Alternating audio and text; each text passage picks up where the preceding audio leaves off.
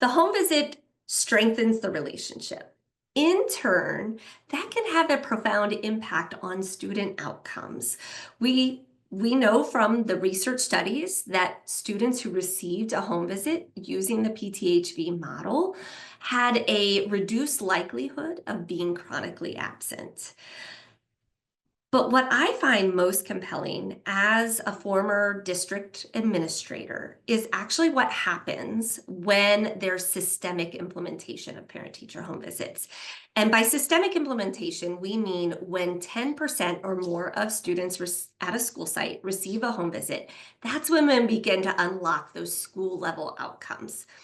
Researchers found that when we hit that critical mass of students receiving a home visit, that is when they started to see even greater reduction in the likelihood of being chronically absent and an increased likelihood of being academically proficient on standardized tests.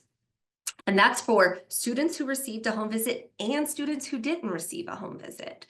So that's just a really, really kind of important reflection as a leader of the things that we want to consider when we're thinking about how we support transformational change in our schools.